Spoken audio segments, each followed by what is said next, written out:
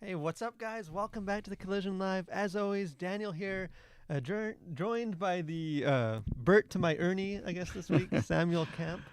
How's it going? Yes. Oh, it's going well. It's good to be with you. Yeah. Another week in pop culture. Yeah, another week in pop culture, another week closer to Christmas. You get Oh in the yes. Christmas Yeah. spirit. So we've got we moved over the summer, and so our new house has a wood fireplace, and I've been making a fire like every night of the week. It's been cold. It's just been perfectly magical. So Yeah, digging it. definitely getting in the spirit. We watched with my kids. We watched the what year was it, like 64, the Rudolph the Red-Nosed Reindeer, like the stop motion. Oh yeah. And again, I'm reminded every year. I tweeted this out. Santa Claus in that movie he is a jerk. He's like a bigoted jerk. He's a horrible person. We'll need to re-educate our kids on Yeah. that Santa's actually a good guy. Yeah. But yeah, we're getting in that spirit. We'll probably next week we'll do an all Christmas episode. We'll talk about just Christmas movies, Christmas songs, and just get really in the spirit. We may or may not be wearing Santa hats, but probably the big kind of pop culture thing going on this week. It's being kind of all over the place. Is the big announcement by Warner Brothers? There's the movie studios and the movie industry has been totally up in the air for all year, really since March Yeah, when I think COVID. Regal said they closed permanently or indefinitely. Yeah, I know AMC is open, but there's not movies to come out, and tons of movies postponed, and it's just sort of kind of a lot of uncertainty.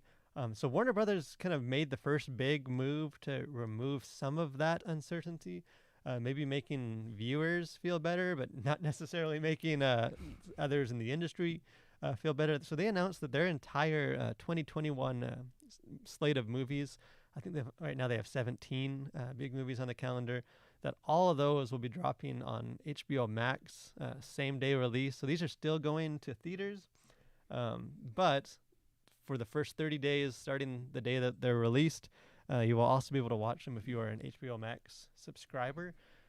Which again, this is sort of an unprecedented Yeah, shaking up the industry, kind of removing that kind of traditional theater kind of exclusive window that theaters usually have for however many couple months. So again, this is bad news for movie theaters. Again, there's some Mr. Movie Theater himself, director Christopher Nolan, who tried to bring back movie theaters early this year with Tenet to mix results. He's not happy about this. So he had a quote today or yesterday where he says, some of our industry's biggest filmmakers and most important movie stars went to bed the night before thinking they were working for the greatest movie studio and woke up to find out that they were working for the worst streaming service. ouch. So that's a big. Again, I've been on the back lot of Warner Brothers studio, and Christopher Nolan has an office on Warner Brothers. All his movies are Warner Brothers. So he's I don't know if he's biting the hand that feeds or if he's the one feeding Warner Brothers and whatnot. Yeah, But it's a mess. It's definitely shaking things up as far as how they're saying this is just a one time kind of, we're in a pandemic, things will go back to normal. But again, as we know, if something is successful, if something works, it's hard to kind of squeeze the genie back in the bottle once he's been let out. yeah, So you hear this news, you see some of the discussions. Again, there's a lot of kind of inside baseball with the money and finances and some of that. yeah, But just sort of in general, what do you think about this move? yeah. It's really interesting because I think for a lot of people, it's a welcome move, right? Like for many, um, the theater isn't all that important, or the theater experience isn't all that important. And I'm speaking from like a consumer side here. It's like maybe I don't want to have to go to a movie theater, sit through 30 minutes of commercials, um, and People on their phones. yeah, like it's way more convenient to just watch it from home. And if you're one of those lucky enough to have like a sweet home theater set up, or a big screen TV, which so many people have these days, it's like kind of makes sense for a lot of people to say, well, why wait, and I'll just have what I want at the house. And it's like, hey, it's 2020 already. Like, why hasn't this been a thing yet? And Yeah. so some people are saying like, well, this is just kind of ushered in what was inevitable, maybe sooner. Yeah, because there's been talks of sort of like the death of movie theaters. It's been impending for a while. Yeah. Again, when Disney released as a $30 rental just for one film, Mulan earlier this year, that was the death of movie theaters. And again, now almost no studios are even going back to that model. They sort of tried it. This Yeah. is sort of the next step. And I'm curious too if you guys are watching, because I feel like where you sort of are in life will probably color how. Again, I don't know what your experience was growing up. Like, when I was younger, we'd be, midnight showings. Oh yeah. We're out there all Dressed night. up. Now we both have young kids now that, there's. I would not be caught dead at a midnight showing. Yeah, and now. even just going to the theater sometimes can be like, well, we have, now have a family of 4. Do we want to drive out? Not to mention even the COVID and all that. Do we want to go to the theater, pay that much money to see Smurfs 4, or is it better just to watch it at home? Obviously, the experience is different. So I feel like maybe where you are in life and like your age and because again, one of the things that the people keep talking about the death of movie theaters and how this is inevitable. Something I kind of been thinking. The irony of that is that last year, 2019, like the last full year we had. Was the second largest box office year in movie history. Again, not a lot of that money. Theaters may have still been struggling, but it's almost like now we're acting like people hate going to the movies. Like, I know there is people that that this is very welcome news. I kind of fall in the middle of that. But it's not like people just hate movie theaters and now it's finally we don't we can just watch everything from streaming. So I think when the pandemic goes away, maybe people might be surprised that people are going to rush back to theaters. But again, I think it's hard to go back when people get used to a year of, hey, I can watch Wonder Woman at home. It comes out on Christmas. Hey, we don't want to go to the theater on Christmas, but we can watch the movie at night when the kids go to bed. Like, how do you see this sort of change in the way we engage with films? Well, I think that's the big thing. It's like whether this is good for theaters, bad for theaters. It's obviously bad for theaters. And as you mentioned at the top, potentially very bad for contracts of actors who, they have, we won't get into all of it, and I don't even know the half of it, but a lot of actors' salary and their compensation gets tacked onto the back end of a release. And so based on how well the movie does in theaters, actors get compensated on that end. And if you do it this way, like what is if you're kind of about the box office revenue, that contracts are in peril. Banking on getting the whatever percentage of Dune's revenue, then obviously you're gonna need to find a way to restructure. So I think that's the big, to me, is sort of the big word for this is the restructuring of the movie making industry. And so I think that's the big unknown, I think, at this point, is to say, well, so what does this mean? How do movies get made going forward? Is it going to be less reliant? How are those contracts going to be structured with talent, with directors, and so on and so forth? And so I think it could ultimately be very good, and I think I'm sure is a way forward that is best for theaters and is also a great option for streaming services. Yeah, what that way is. Yeah, because obviously it's uncertain.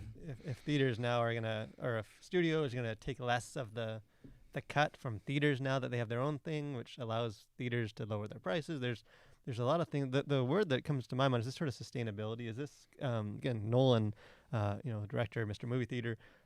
He was kind of bashing this whole thing as it's just not profitable. It's not a sustainable model, and that's kind of. Obviously, if you have a big family, it can change with what you'd be paying. But if you just sort of do the math, it's convenient. But it's actually not, if you kind of follow the path to where it could lead, it's not cheaper. It could be significantly more expensive as a consumer. Right. It's sort of that same, which is why I'm skeptical that, movie theaters, we're done with movie theaters now because now you can watch it on, I think HBO Max is about $15 a month. So you're paying that again. If just saying you're not super interested in their catalog of the streaming stuff, you have other services like Netflix for that. You just want to see movies. Again, you're paying about $15 a month. If that's somewhat successful, then if is Sony going to release that, and you're paying $12 for this? Is this studio? Yeah, and you already see that even just with some of the networks. Like I think like NBC has their own streaming thing now, or is talking about it. I mean, you've got Disney, you've got Hulu. I mean, there's way too many, really. Because really, only Disney of the recent ones has been able to get its foot firmly. And again, it's Disney, so it can they've lose tons of money. Yeah, and right I think now. they've got the back catalog to support it, whereas some of these other services maybe didn't really have that back catalog to. I mean, because you look at the catalog of Disney, and it's like there's some just great movies and shows, whereas some of these other platforms maybe didn't have that to begin with, or they're licensing the stuff from other studios. Yeah, and so I don't know the exact. I don't look it up. Like the average moviegoer, if you're not like you just love movies and you're seeing everything that comes out, probably goes to a couple movies a year. Yeah. So I think I would probably fall under that category. Yeah, like I see more because I'm reviewing here for the Collision. 2 or 3. If I wasn't doing it for the Collision, I'd still see a lot of movies, but maybe I'd wait for rental. There's not that many. So with a system like this, like a structure where you're paying for a service, about $15 a month, it's about the price of a ticket. You're essentially paying up front to see at least you got to see about 13 movies to make it profitable, and that's just for one studio. So if you want to see all the movies, if Disney starts doing something kind of like this, and then Sony, then you're paying hundreds of dollars. Oh yeah. Where you could just, hey, I'm gonna spend $100 this whole year going to the theaters a couple of times. So I think there is. Not to mention, I think again, we don't want to lose the fact of it's a theater experience, and so yes, there's other people, and you have to go there, but certain movies seeing in theater are going to be a far better experience than seeing them at home. And even if you have a good setup, it's still not going to be equal to the same. Infinity War isn't the same on a dinky little TV with bad sound coming out the back of it.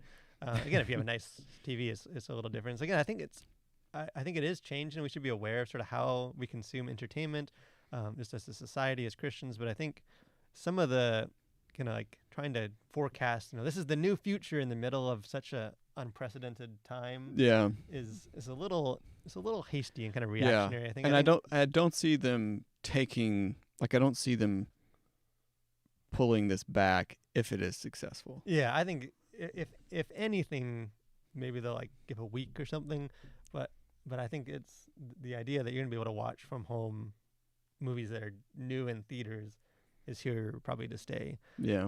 Which again, I think there's a lot of benefits for that. We'll probably take advantage of that. Yeah. But again, we're not theater owners, so. Which I think a note on that too would just be I think it's also a great time for theaters to reinvent themselves as well. I could see, and I think it's more popular in places in Europe is to have theaters that are more niche oriented. So it's this theater is only showing stuff from this time period, in the 50s and 60s, or they're only showing horror films at this theater. I know there's somewhere you have a menu, and you can they'll bring the food to you, and just finding ways to, because again, unless you're living in a place that's a real nice theater, I see my theaters from AMC, and it's kind of a rundown place. You're paying a lot of money for it. It's just. It's not as appealing to go to. Yeah.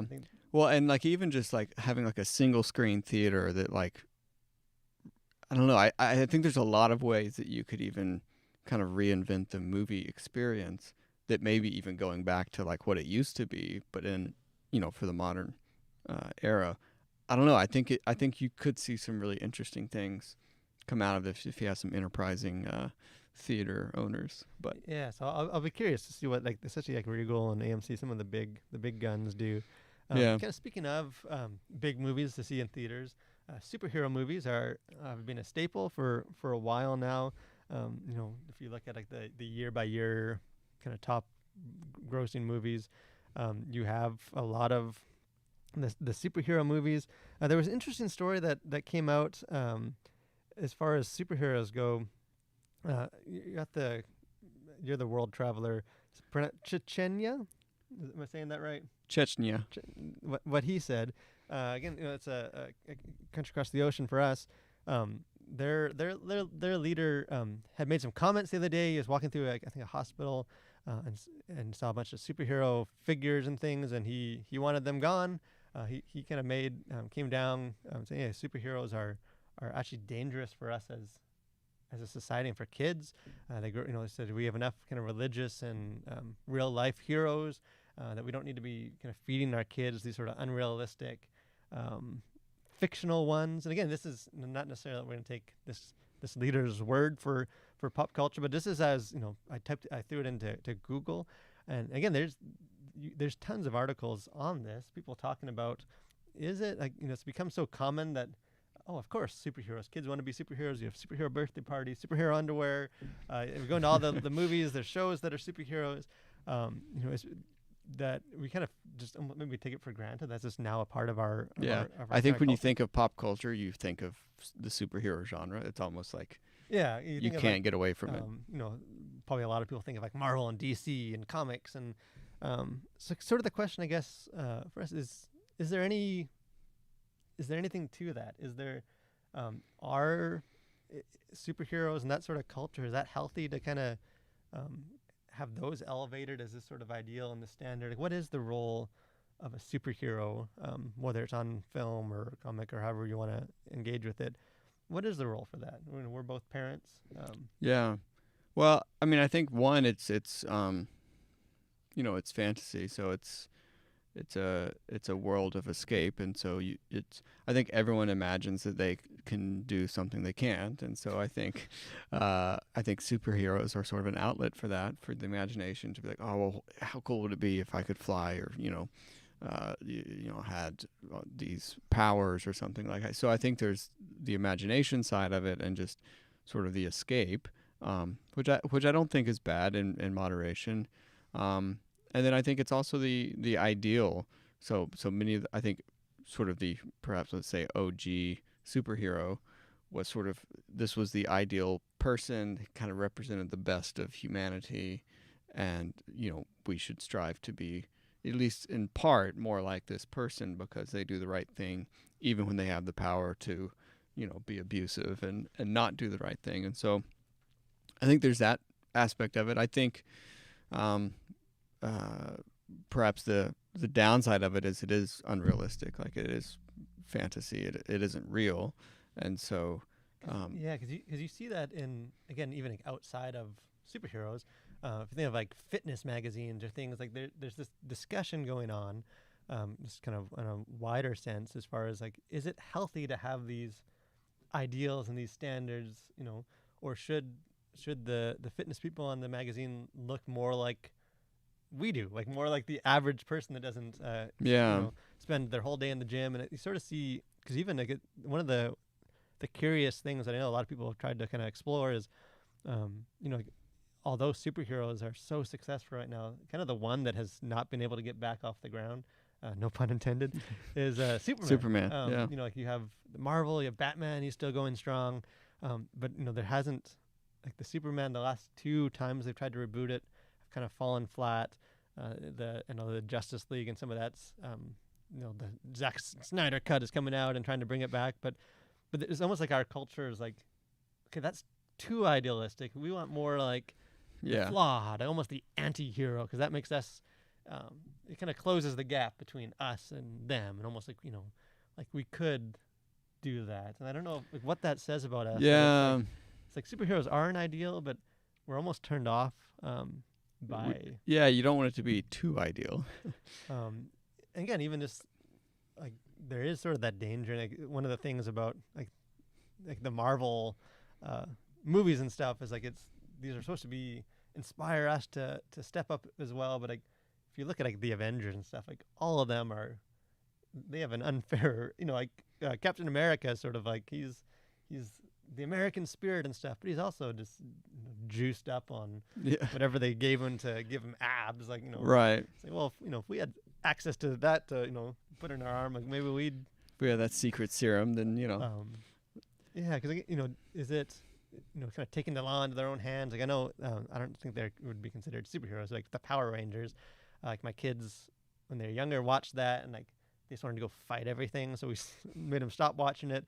They watched it again for the first time in a while, and they want to, they're punching each other, they're punching us, they're punching the wall, they're punching pillows, and Yeah. like is it healthy to kind of set up this thing where you just go you fisticuffs, you take on bad, and do Yeah. I want my kids to be doing that at school and there's a bully like it? I don't know. I think there's a place for superheroes. Obviously, a lot of this continues to have a huge following and movies and all that stuff.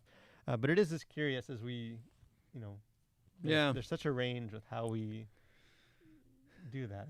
I don't know if Wonder Woman I don't know if the new one. I know the reviews have started to come out. The first one was almost going back to the more kind of optimistic. She's not flawed necessarily. Like, she's just a good person. Yeah. She's not like this tortured anti-hero. So I don't know if maybe we're going back to where we want some more of that hopeful and not just sort of this. Well, they're an awful person and they just they just the burden of it and they just do it anyways. Like Yeah. I don't know. I mean, I think there's got to be a balance there. But it's hard to imagine a society without superheroes, or without the concept of that. But I don't know. I mean, I think the fact that we have such fascination with sort of the anti-hero does say something about where we are as a culture, and I think the fact that we want something more flawed, and that I don't know if that's sort of the having our cake and eating it too idea of we want heroes, but like don't make them like that great. Like we want to feel morally superior to our superheroes, even if we're physically inferior. I don't know. I don't know what that is about our culture that's kind of obsessed with anti-heroes at the moment. Yeah, 'cause some of these heroes are like they're the line between anti-hero and just straight up villain is is pretty narrow.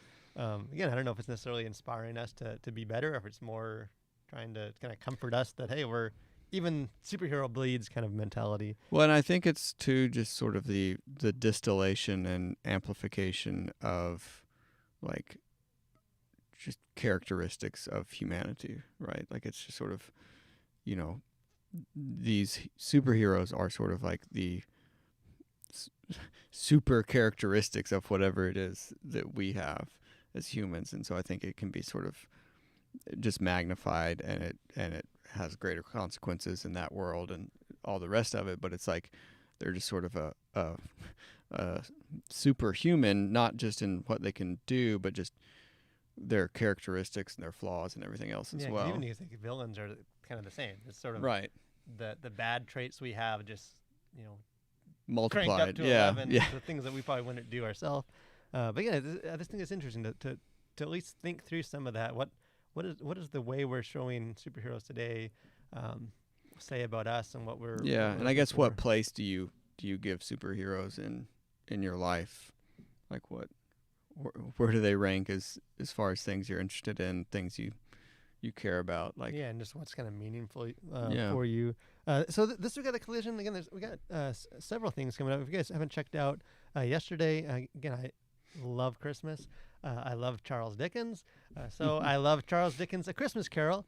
So I dropped an article yesterday, just the gospel according to A Christmas Carol. I sort of look at, there's a lot of Christmas stories out there. Why is this one for like 170 some years just continue to resonate? And kind of what I try and wade into is just, I think it's because it sort of visualizes a lot of elements of the gospel story that kind of resonates within our soul, whether you're a believer or not a believer.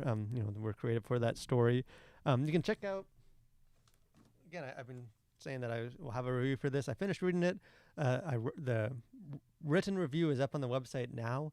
We'll be dropping a video review maybe tonight or sometime tomorrow. Again, I wasn't crazy about the book, but I'd be interested to hear what you guys think if you guys have finished it and if you guys enjoy that.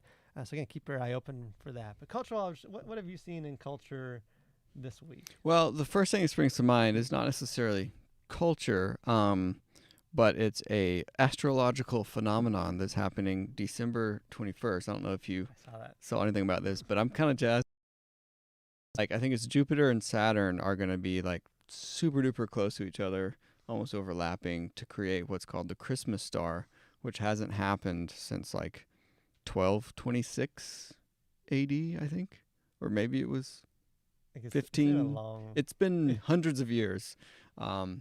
And so anyway, there's a lot of theories about this sort of aligning of the planets, that like maybe this was sort of the Christmas star, but that's what it's kind of been called now. Anyway, so I'm really excited about it. I was actually out, I think it was Thanksgiving with your twins, and showing them this app that you can kind of labels the sky and stuff, and What's it called? Sky Guide, I Yeah. think, is the app, and so it's kind of cool, and the twins were just super excited about it, and it kind of got me thinking about it again, and I saw this article, and so it's December 21st after sundown, I think, is when it'll be visible, and it should be visible from anywhere, assuming it's a clear night. So I don't know, I just think that's pretty awesome, and hopefully we'll be able to see it, and it's a great kind of You never grow out of space being cool. Like, yeah, like anything stars and planets, and something else that is cool. Again, we kind of one-upping Warner Brothers for shaking up the movie industry. Probably a bigger notable kind of grenade tossed into the industry is KFC, known for their delicious popcorn chicken. In my opinion, they have the best honey mustard sauce of any of the fast food restaurants, and I've tried them all. They have kind of stepped into the ring of the movie industry, and they are releasing a movie on Lifetime called A Recipe for Seduction. And there's a trailer for this. This is a buffed out Colonel Sanders that's seducing some lady. If you watch the trailer, looks like there's murder involved. There's intrigue. There's kidnapping. will there be fried chicken?